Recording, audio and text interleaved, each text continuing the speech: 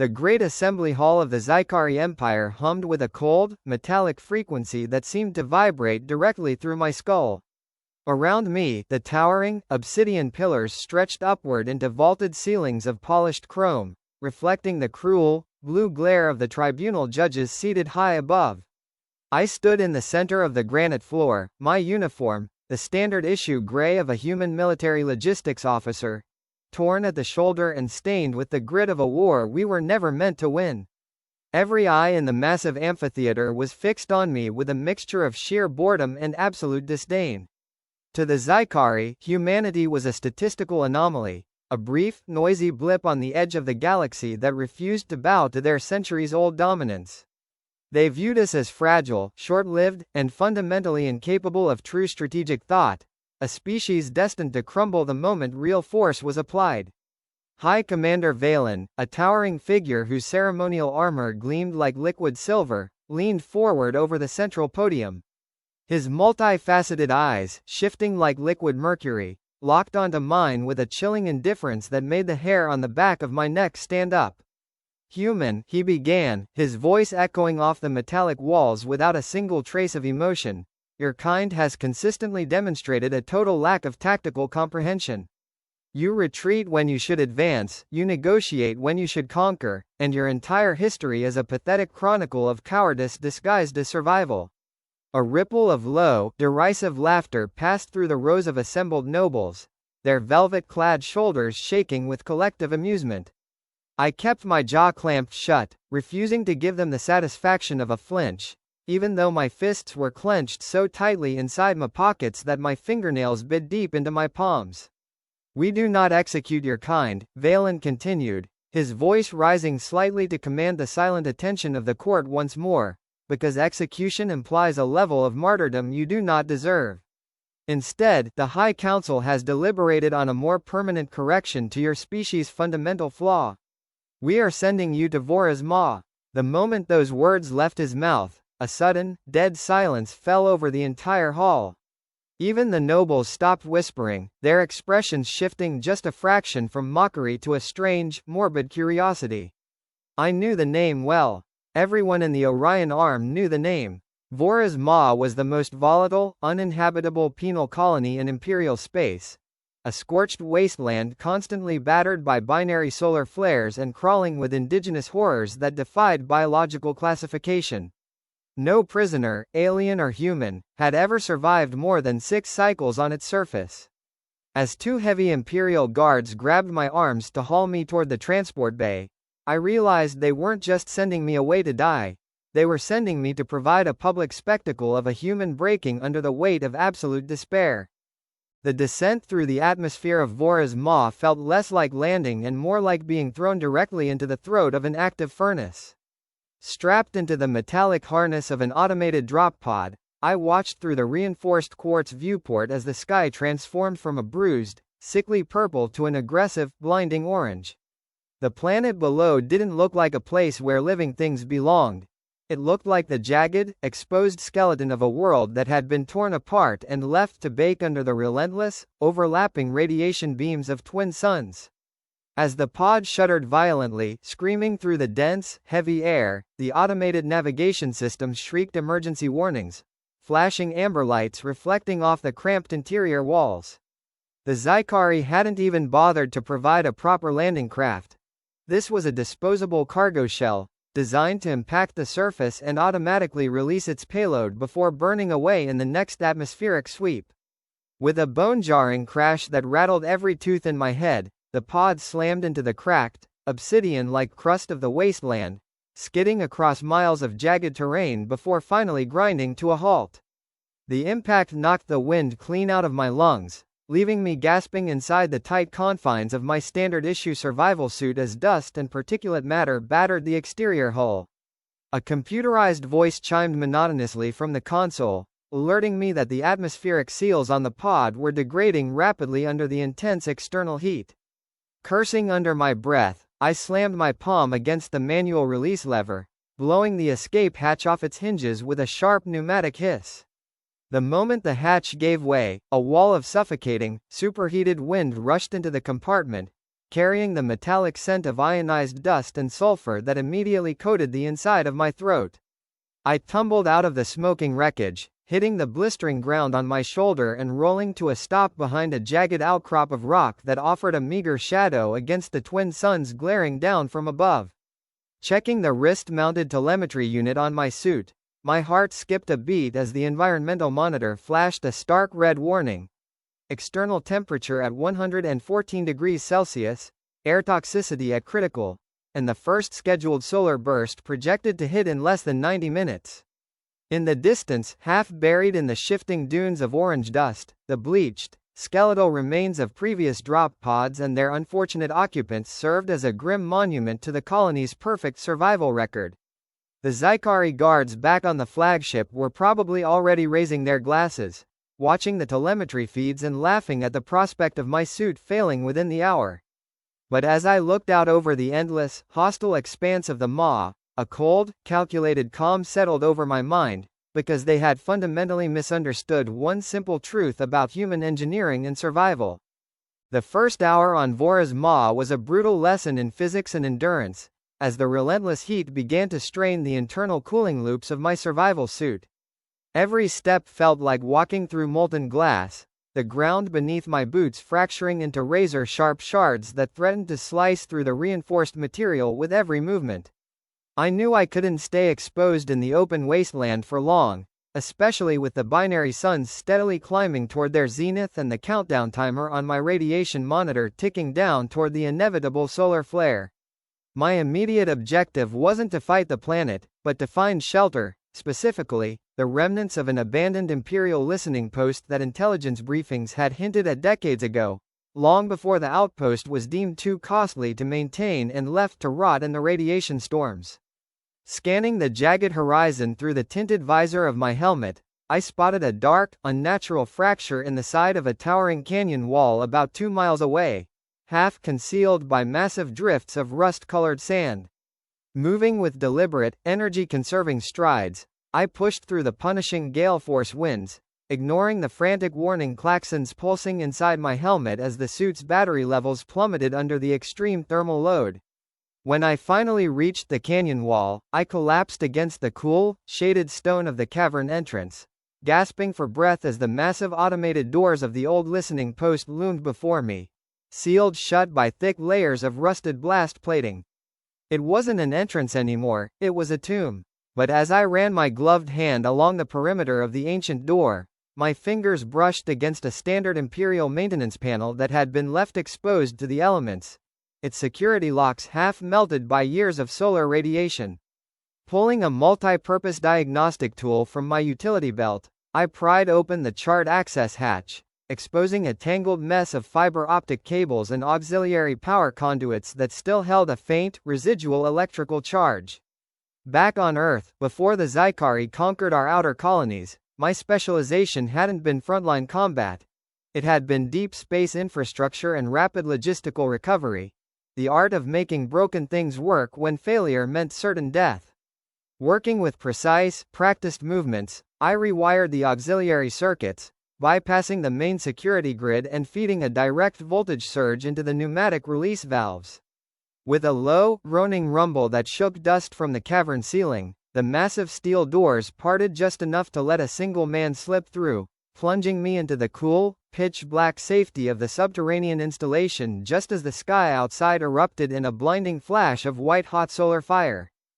The interior of the abandoned listening post was a cavernous labyrinth of decaying corridors, silent control rooms, and rusted machinery that smelled powerfully of stale ozone and forgotten history. Emergency backup lighting flickered to life as soon as I manually tripped the main circuit breaker near the entrance, casting long, eerie shadows across the metallic walls where faded imperial insignia peeled away like dead skin. According to the structural schematics downloaded from the facility's surviving database terminal, this base had been abandoned nearly 50 imperial cycles ago after a series of catastrophic containment failures involving the local fauna. To the Zykari, it was a cursed, useless ruin unworthy of salvage, but to a human logistics officer stranded at the edge of the galaxy, it was an absolute treasure trove of raw materials, dormant power generators, and automated fabrication bays waiting to be exploited. For the first few weeks, my existence was defined by a relentless routine of survival, salvage, and systematic engineering. I spent my days venturing out into the radioactive wasteland during the brief windows between solar flares, scavenging parts from my crashed drop pod, abandoned supply caches, and the exterior sensor arrays of the listening post itself. I dismantled the guidance computer from the drop pod to harvest its rare earth semiconductors, stripped the copper wiring from the base's old life support conduits, and used chemical filters from my suit to jury-rig a stationary water reclamation system from an old industrial atmospheric scrubber. Every night, working by the dim, flickering glow of a single overhead lamp, I sat at a grease-stained workbench, welding, soldering, and programming microcontrollers until my eyes burned with exhaustion and my muscles ached from the physical strain. The Zykari Empire believed that humans were defined by our weaknesses, our short lifespans, our fragile bone structure, and our emotional volatility in the face of insurmountable odds. But they failed to account for our greatest evolutionary advantage, our relentless, stubborn refusal to accept defeat when resources were scarce, and our innate ability to adapt our environment rather than letting the environment adapt us. By the end of the third month, the subterranean base no longer felt like a tomb, it felt like a workshop. I had successfully repaired the geothermal generator buried deep within the canyon floor, restoring steady power and climate control to the central living quarters, while also constructing a network of surface-level sensor drones designed to monitor every inch of the surrounding wasteland for unexpected movement or incoming imperial patrols. As the months bled together into a continuous cycle of survival and technological refinement, Vora's maw threw everything it had at my subterranean fortress, testing my defenses with a sadistic, natural creativity. Massive silicon-based storms swept across the surface with winds fast enough to strip the paint off a starfighter, burying the entrance to the base under meters of dense, abrasive dust that required hours of grueling manual excavation to clear. Subterranean predators, armored, multi-limbed horrors that hunted by sensing thermal radiation, frequently tested the outer perimeter walls, scratching and clawing at the reinforced blast doors with acid-laced secretions that hissed against the steel plating. Yet, thanks to the automated perimeter defense grid I had cobbled together from old mining lasers and motion-tracking sensors, every threat was systematically neutralized long before it could breach my sanctuary, turning the brutal wildlife into just another predictable variable in my daily calculations. Despite the constant physical danger, the psychological toll of isolation was perhaps the most difficult obstacle to overcome, mitigated only by the sheer volume of work required to keep the facility running. To maintain my sanity, I repurposed an old imperial data terminal, using it to archive my daily logs, map the planet's atmospheric patterns, and meticulously analyze the tactical telemetry data I had managed to salvage from my military days before my capture. I studied the Zykari fleet movements, cross-referencing their patrol schedules and communication protocols with the deep space signal relays that bounced off the upper atmosphere of the maw. It was during one of these late-night data mining sessions that I stumbled upon an encrypted imperial communication file that fundamentally changed the nature of my exile from a simple struggle for survival into something much larger and more dangerous. The file, routed through a secure military channel meant only for high-ranking admirals, detailed a classified Zykari initiative known as Operation Iron Veil, a massive military buildup centered around the unexplored sectors near the Outer Rim. According to the encrypted manifests, the Empire was quietly massing a massive strike fleet, hundreds of dreadnoughts, carriers, and supply cruisers, preparing for a surprise invasion of human-controlled space to permanently eradicate our remaining colonies in a single, devastating campaign. And where was this massive armada secretly refueling and gathering its operational energy before the final strike? Right here, in the binary system of Vora's maw, utilizing the planet's unique electromagnetic radiation fields to mask their warp signatures from deep space long-range scanners. The Zykari hadn't just sent me to a wasteland to die, they had accidentally placed their most critical, highly classified staging ground directly in the backyard of the one human military logistician who possessed the skills to tear it all apart. Discovering the true purpose of the Zykari staging ground transformed my daily routine from a quiet struggle for survival into an intense, highly calculated campaign of preparation. If the Imperial Armada was scheduled to arrive at the edge of the binary system within the next few cycles to tap into the planet's massive energy grid, I needed to make sure I was ready to greet them with something far more impressive than a simple distress signal. I spent the next several weeks meticulously mapping the primary energy conduit lines that stretched from the planet's volatile core all the way up to the upper atmospheric relay stations where the warships would inevitably dock to recharge their shields. Using the base's heavy industrial fabricators, I began manufacturing dozens of signal-reflecting repeater nodes, small, ruggedized devices designed to intercept, amplify, and redirect electromagnetic pulses across vast interstellar distances. My plan relied on a fundamental principle of physics that the arrogant Zykari engineers had completely overlooked in their rush to exploit the Ma's natural energy fields: resonance. The binary stars of Vora's Ma didn't just emit random radiation flares. They pulsed on a specific, highly predictable frequency that resonated with the crystalline structure of the planet's subterranean mineral deposits. By connecting my jury-rigged repeater nodes directly into the main geothermal power grid of the abandoned base and sinking massive copper grounding rods deep into the planetary crust, I could essentially turn the entire planet into a colossal, hair-trigger amplifier.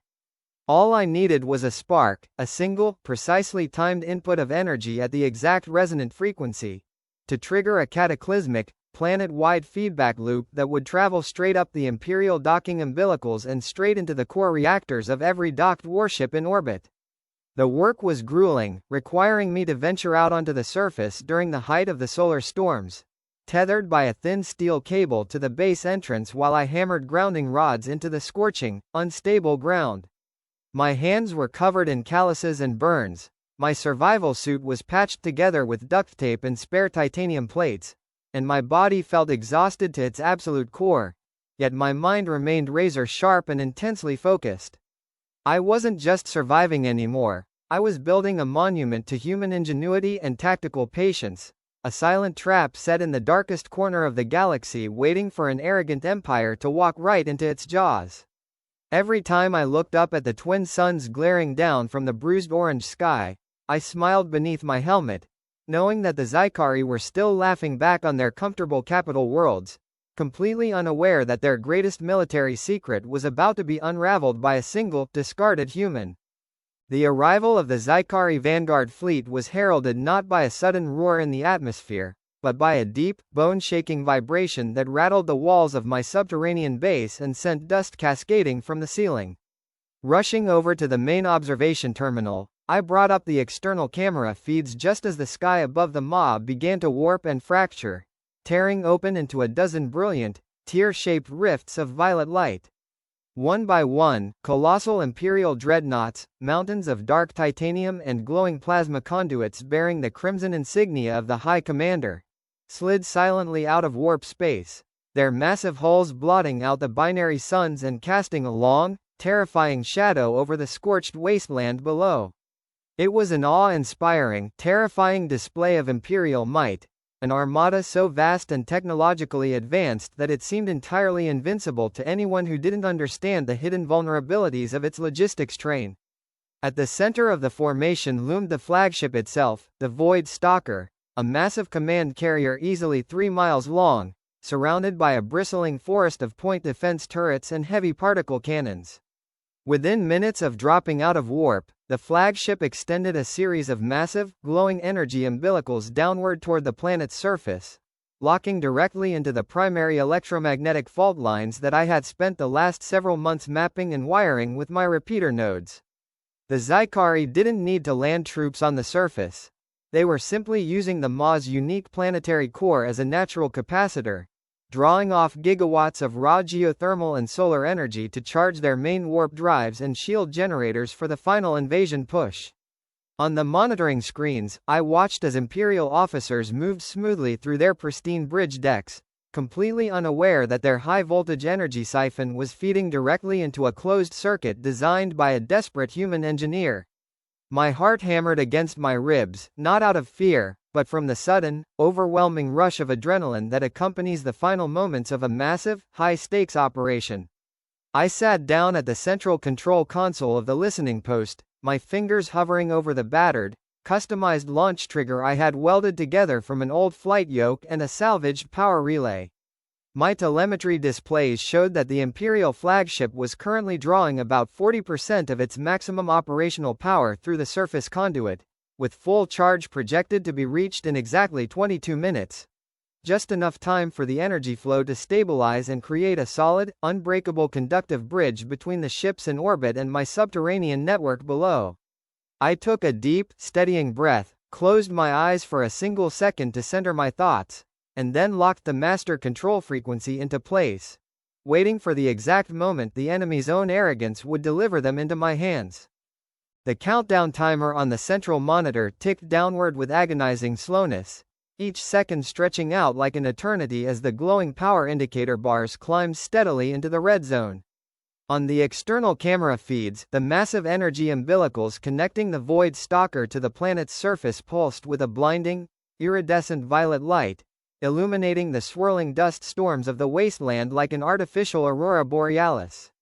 I could see small teams of Zykari maintenance drones swarming along the exterior of the docking ports, running routine diagnostic checks on the energy transfer lines, completely blind to the microscopic alterations I had made to the grounding nodes hidden beneath the sand dunes miles away. They believed they were completely safe, protected by light years of Imperial territory, superior technology, and a total, unshakable contempt for human intelligence. With just 3 minutes left until the fleet reached full charge and prepared to jump toward human space, my tactical display flashed a sharp amber warning indicating that the local atmospheric pressure was dropping rapidly as another solar flare began to build on the horizon. It was the exact environmental window I had been waiting for, a natural disruption that would mask the initial electrical signature of my transmission and ensure the Imperial sensors remained completely blind until it was far too late to react. My hand gripped the heavy metal lever of the launch trigger, my knuckles turning white as I applied gentle, consistent pressure, feeling the mechanical springs compress beneath my palm with a satisfying mechanical click. The energy bars reached 99%. The final operational window was open. "Let's see how much you like human logistics," I whispered softly into the empty, quiet darkness of the control room, a grim smile pulling at the corners of my mouth. With a sharp, decisive motion, I hauled the heavy lever all the way back, slamming the master circuit closed and locking it in place with a heavy manual deadbolt. Instantly, the entire subterranean base groaned violently as millions of volts of stored geothermal energy surged through the network of copper cables and repeater nodes, turning the planet's entire crust into a massive, focused transmitter. Down in the wasteland, a blinding flash of pure blue energy erupted from 100 hidden grounding points simultaneously, racing upward along the Imperial umbilicals like a bolt of lightning moving in reverse, striking directly at the heart of the invincible Zykari armada waiting above. The reaction in the upper atmosphere was instantaneous, violent, and utterly breathtaking on a cosmic scale. The moment the high-frequency resonant wave slammed into the primary power cores of the Imperial flagship, the Void Stalker shuddered from bow to stern as its glowing violet energy shields flickered wildly and then shattered like cheap glass under a hammer blow.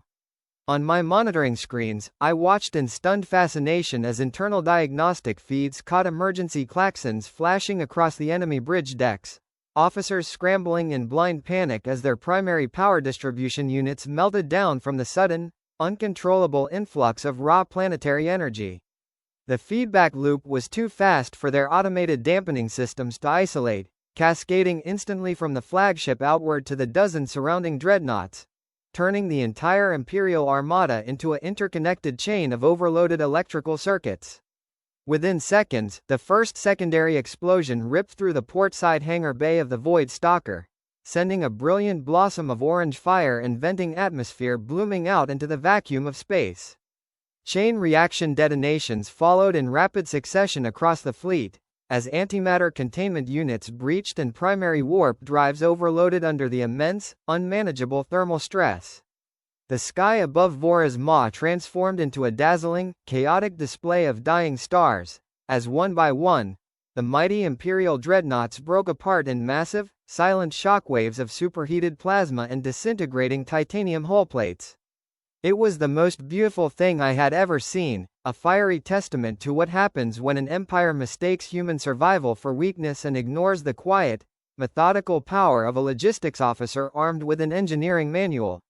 As the last flaming fragments of the once proud Imperial Armada began raining down through the upper atmosphere in a brilliant shower of shooting stars and orbital debris, the automated monitoring systems in my control room finally fell silent. The deafening roar of the explosions faded away into the low, steady hum of the base's geothermal generator, leaving me standing alone in the dim, flickering light of the master console. My body was completely exhausted, my hands were trembling with the fading adrenaline crash, and my makeshift survival suit was practically falling apart at the seams. But as I looked out at the suddenly quiet, clear sky above the maw, a profound sense of overwhelming peace washed over me. The Zykari had sent me to the deadliest colony alive to watch me break, but instead, I had broken their greatest fleet, proving once and for all that humanity wasn't a species of cowards, but the architects of their own unstoppable destiny. The dust storm that followed the destruction of the Imperial Armada finally cleared away after 3 days of howling winds, leaving the surface of Vora's maw bathed in the calm, uninterrupted light of the binary suns for the first time since my arrival. Standing outside the reinforced blast doors of the subterranean base, I took a deep, steady breath of the filtered air inside my helmet, looking out over the vast, orange expanse of the wasteland that had served as my prison, my workshop, and ultimately my battlefield. The skeletal remains of the old drop pods were still half buried in the shifting dunes, but they no longer looked like monuments to despair.